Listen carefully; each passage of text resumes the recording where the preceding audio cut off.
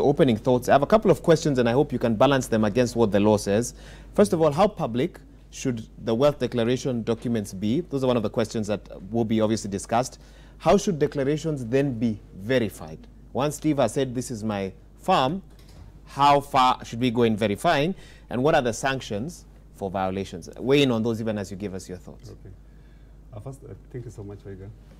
Let me just sensitize the public that the purpose of lifestyle audit or maybe anti-corruption laws are threefold. One, they are supposed to put in place preventive measures, disruptive measures, and punitive measures. Okay. So preventive measures is what is targeted by this lifestyle. The organizing philosophy around it is that we know this when you're entering public service, and they're talking about tracking public service, public sector corruption. We know how much your wealth is because you declared it. That information in those wealth declaration forms need not necessarily or arbitrarily shared with the public, but if need there be, if there's a justifiable cause, then they can be published on a time-by-time, on a need basis. But when you render a true account of your wealth status, then it's very easy to begin to track. In terms of the preventive measures, this is how much you are worth when you're entering public service, and this is how much you are worth when you're exiting or after 2 years of service. There is a terrible mismatch, an irreconcilable and insurmountable difference between what you now have and what you declared as that of entry based on your salary. That is supposed to prevent embezzlement of funds. Then you have the disruptive approaches. Disruptive deals with monitoring.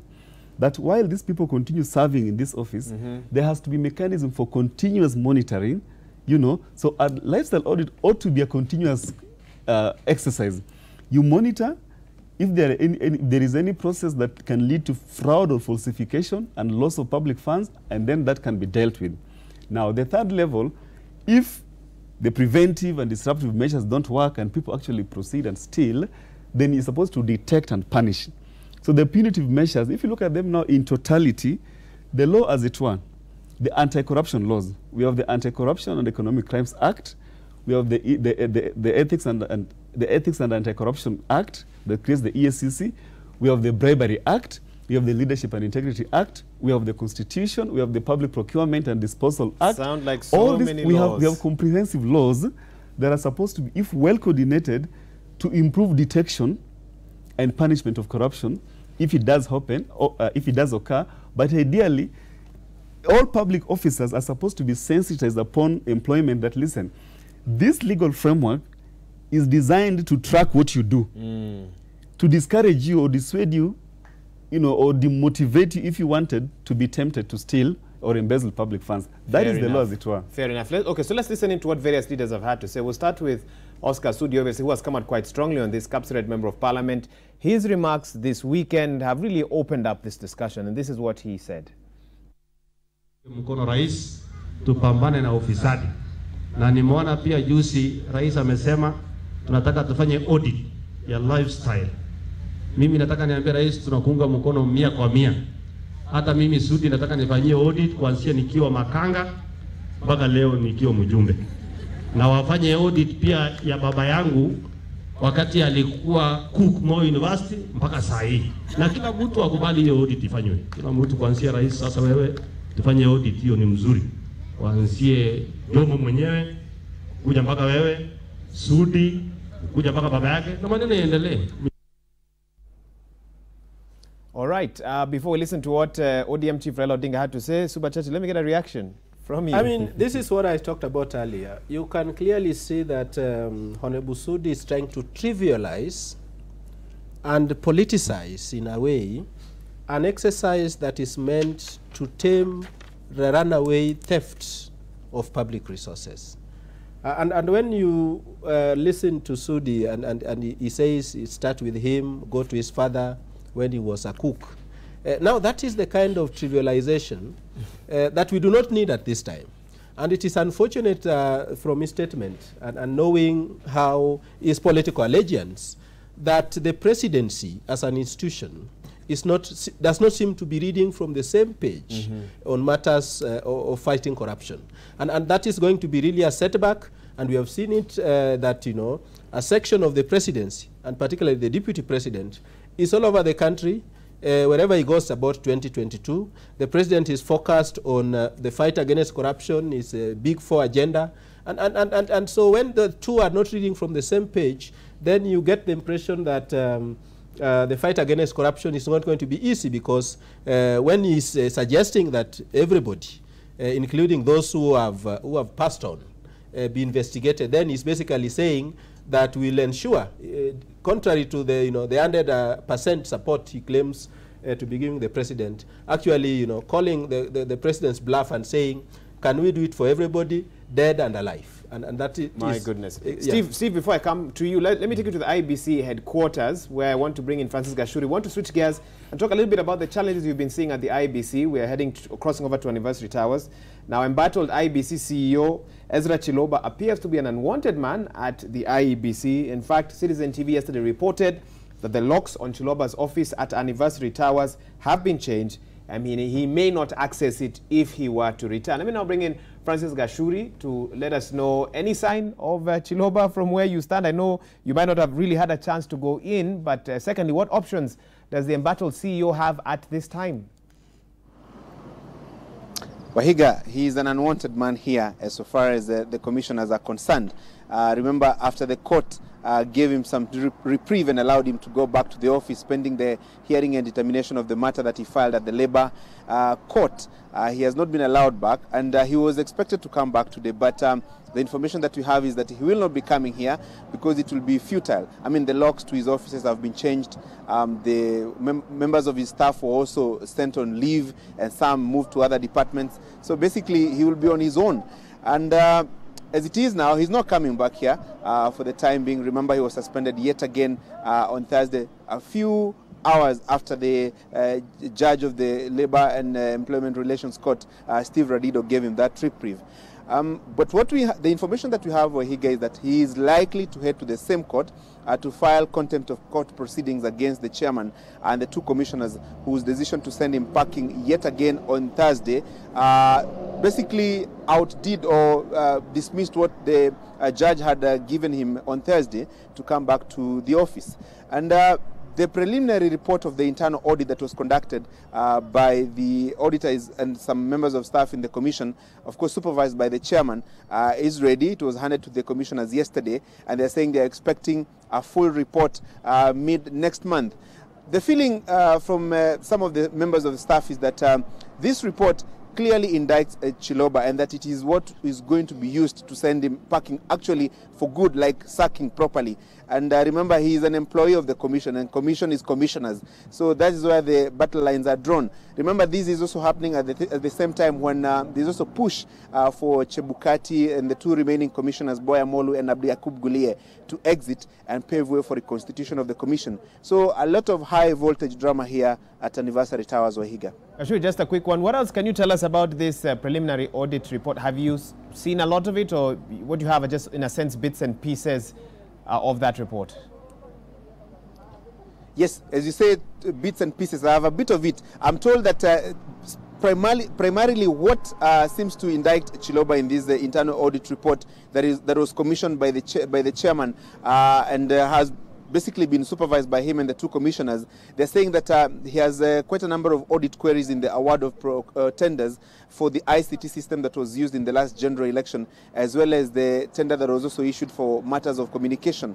Those are the two specific areas they have been touching on, and that is where the bulk of the allegations against him are founded. And there's a possibility also that that report could be released today, and if it is not, we'll definitely do our best to try and lay our hands on that report. But those are the two specific issues we are told that that's where the crux of the matter is, insofar as the allegations that have been made against him are concerned. But remember, Wahiga, it has been a divided house here at Anniversary Towers, because on one hand, there are members of staff who seem loyal to Chebukati, and there are also members of staff who seem loyal to Chiloba. And so that's the tug of war between the commissioners and the secretariat. And remember, the first suspension of Chiloba early this year, or in April basically, was the reason why the 3 commissioners said they were resigning because they were in disagreement with the chairman and the 2 commissioners insofar as the question of suspending Chiloba is concerned, or what they called that time compulsory leave. But of course, you take note of the change of words that are being used. Initially, in April when he was sent home, it was compulsory leave. Now it is suspension.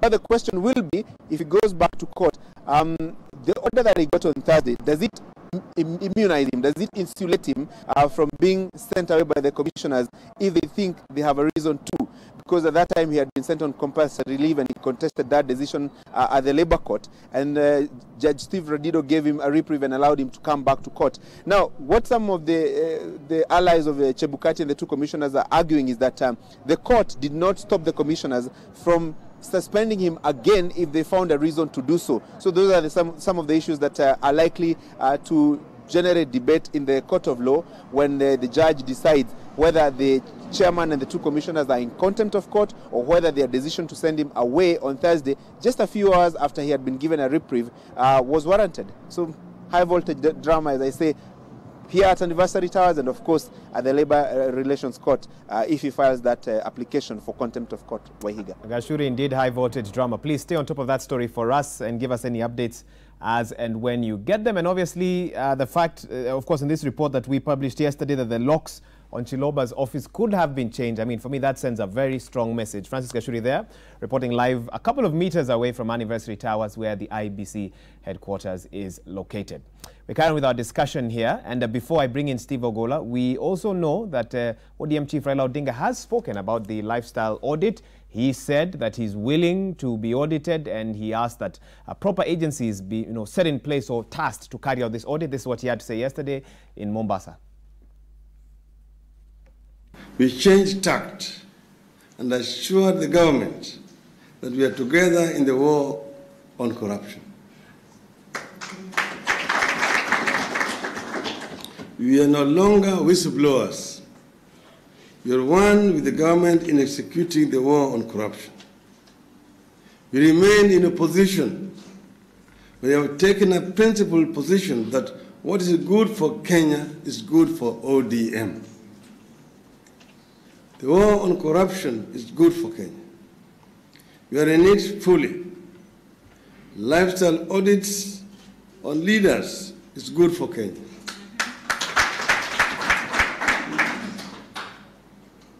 We are in it fully. Personally, I'm ready for it.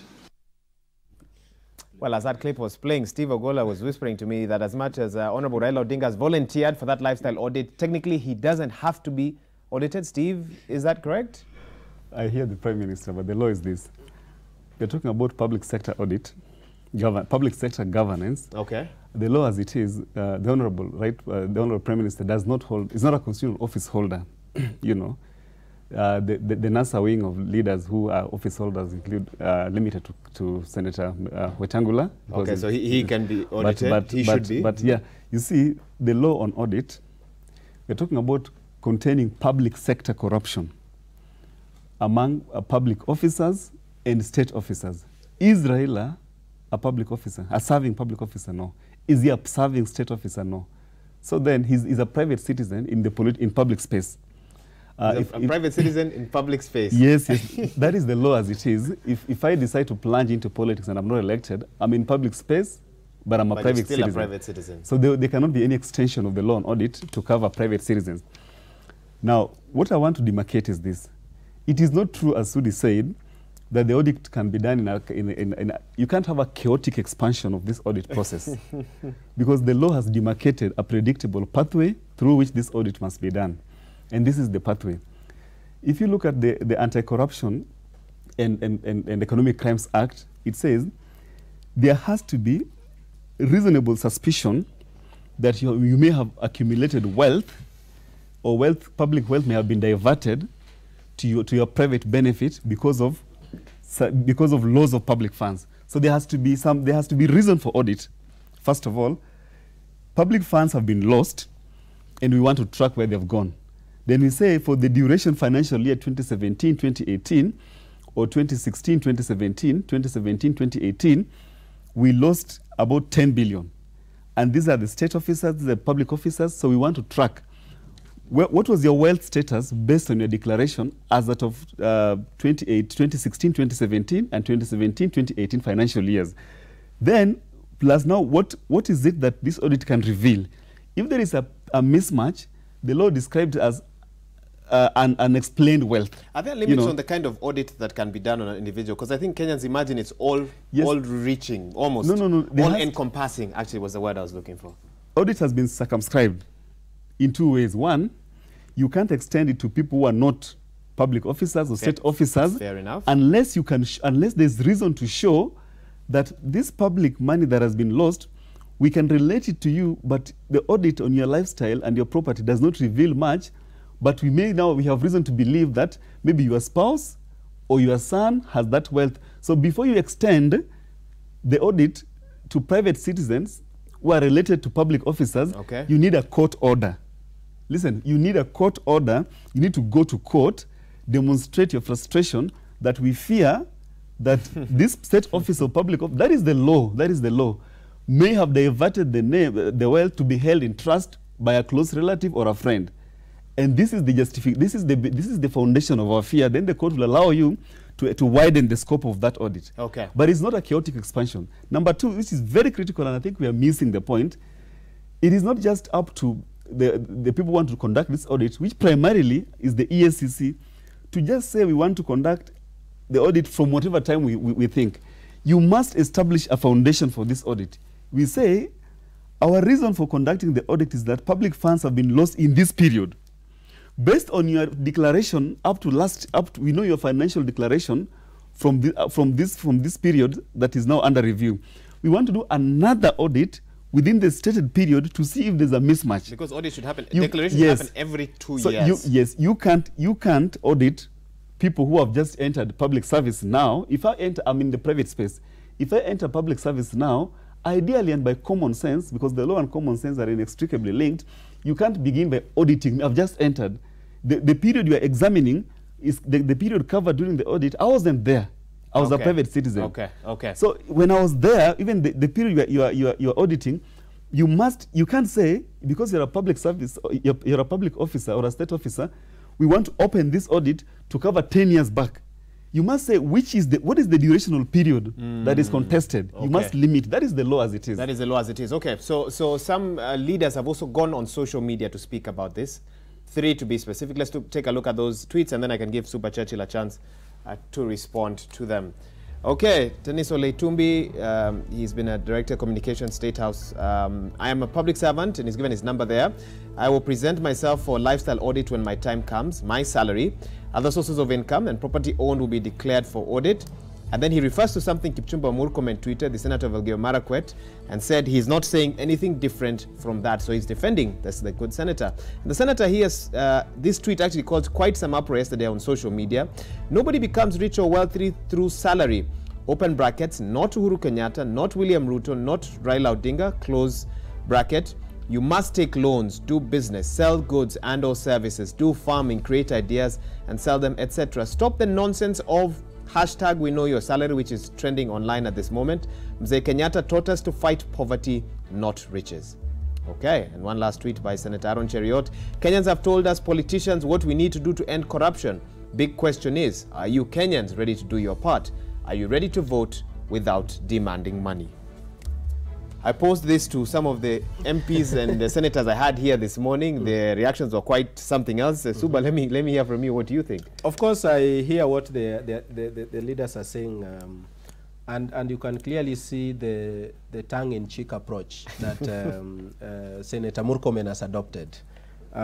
It is not that anybody is fighting wealth.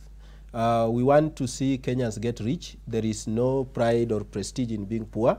But all we are saying is that one should not enrich himself or herself from public resources unduly. The only public resource that one is entitled to is the salary that is given as remuneration for work done. And if somebody can demonstrate that I owe this due to this, then that, of course, is clear. And you know, the vetting of police officers has demonstrated that it is not going to be a witch hunt, if at all it was to be done. But my urge as a civil society actor, and we have expressed our support to the president on this, that he has our support, but only if he is going to demonstrate that he has the political will to push it through. And secondly, it must be systematic. It cannot be, something that is done like school children who have been in class and then released to go for lunch and everybody is going for audit. It should not be a ritual. It must be done in accordance with the law. What is systematic? Paint me a picture of what systematic would look like in your view. Systematic is basically what my colleague Steve Ogolla has referred to, that it must be targeted at people who have been in public office for a certain period of time and who may be suspected to have enriched themselves unfairly. For example, we have 47 people who have been charged in connection with the latest scandal at the National Youth Service. Such people should be subjected to lifestyle audit if it is proved that their lifestyles have changed so significantly from the moment they get into public service up to this moment, and it is suspected that some of the resources that may have been lost have been accumulated by them and appropriated to themselves at the expense of the public. So that is the systematic. Systematic in the sense that it is done in accordance with the law, that we leave out individuals, including the Honorable Prime Minister, who is offering himself, yet knowing very well that is not a public or state officer. So let's be systematic and target those that the law prescribes should be subjected and submit themselves to lifestyle audit. Fair enough. Steve, come in. I feel I should volunteer to do graphics for our viewers so that next time then they can look at it.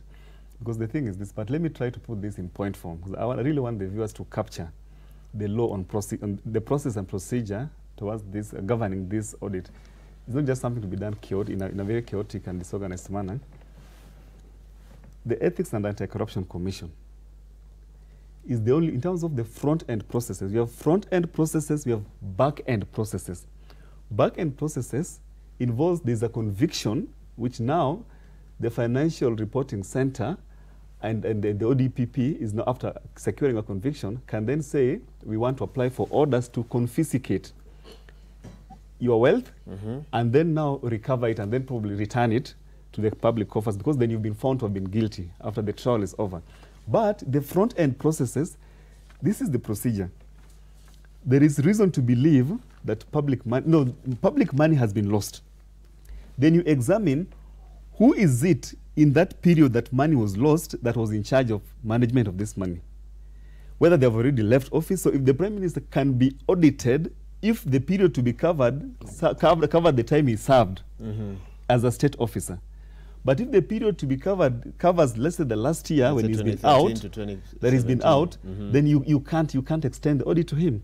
This is the durational period, number one. Number two, these are the people who served in these offices. Number three, looking at their wealth declaration form, there is a terrible mismatch.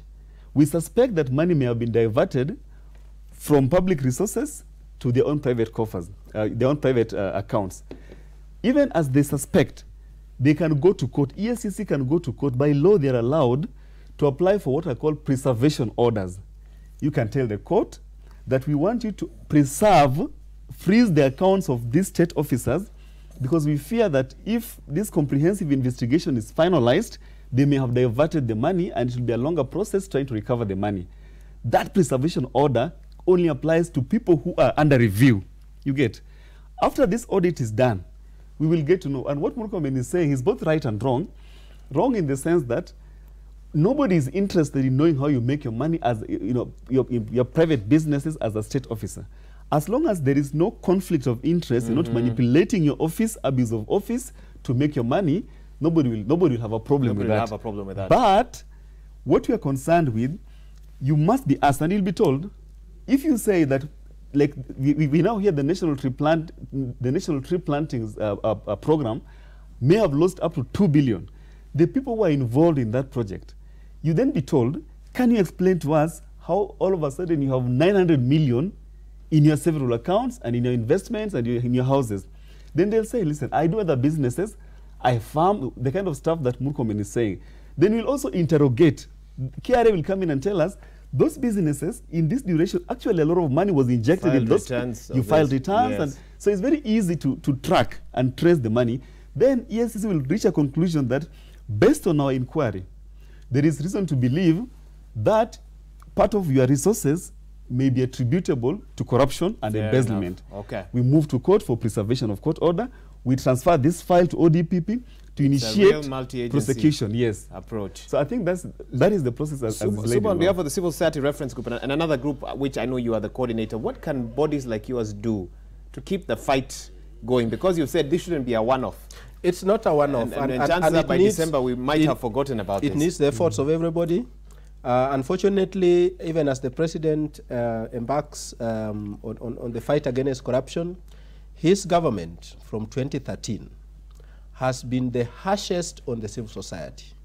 We have had a law that was assented to by retired President Mwai Kibaki, the Public Benefit Organizations Act, which the Jubilee government has refused to gazette and enact. And so we are asking the president that if you want the civil society, if you want ordinary citizens, because civil society is about citizens, it's about citizens and the organizations. If the president wants the support of citizens, then he must immediately and unconditionally order the commencement of the Public Benefit Organizations Act that will create the enabling environment and conditions that citizens will find useful and helpful in supporting the government in the fight corruption. The right to freedom of expression, very critical in the fight against corruption. The freedom of the media, you people in the media have faced several, draconian pieces of legislation that have been passed and endorsed by the president, even as he claims to fight corruption. So we are saying that as civil society reference group, as National Civil Society Congress that I coordinate, we are fully behind the renewed efforts in the fight against corruption, but we are asking the president to create the enabling legislative, operational, and administrative framework for civil society and citizens to help him and support him in this fight by commencing the Public Benefit Organizations Act. Interesting thoughts indeed. Steve, you have the last word. What do you want to finish this discussion with? I think we have a multi-agency team that involves the ODPP, involves the Ethics and Anti-Corruption Commission, involves all other critical stakeholders, including the Financial Reporting Center, and even the Ombudsman because of the conduct of public officers. The law, as it were, has put in place significant safeguards. What I said are preventive, disruptive, and punitive measures. I think, looking at what the president has stated, is a strong indictment on the EFCC. Ideally, in a perfect constitutional setup, post-2010 dispensation, we shouldn't be having the president directing the affairs of independent commissions. These things about public audit, lifestyle audit, if you look at the law, EFCC is required to monitor, other than setting the standards and ethical codes of conduct, is supposed to monitor how public administration is being managed every step of the way and raise red flags, and also require this audit quietly. So if the president declares that let there be lifestyle audit, what EFCC ought to have done, they ought to have presented already the up-to-date speed, like up-to-date results, records, if you like, that this is what we've audited. However, looking at the president's concern, we will take over from this month of June going up to whatever time that we want to, and going forward. And reconcile it with what we have in the past. Not swinging into action after the president has given a strong signal. I think that is what demoralizes Kenyans from believing that EFCC has the capacity to apply its mandate the way the Constitution has intended. I think this audit is a good signal that it will actually slow down corruption, because the fact that people are talking about it, it will slow down opportunities for embezzlement. If you don't talk about it, it will deepen and worsen. But as to whether what has been stolen and embezzled can be recovered, let us restrict ourselves to what the law has provided. We can't have a chaotic expansion, bring people who are not there into the fray. That is not possible. I think here on Citizen Extra we'll endeavor to keep talking about this in the hope that someone watching will be deterred, even from giving a bribe to a police officer on the road, because I think even as we talk about big public graft, there's also graft on the roads and so much more that really affects how we live our lives.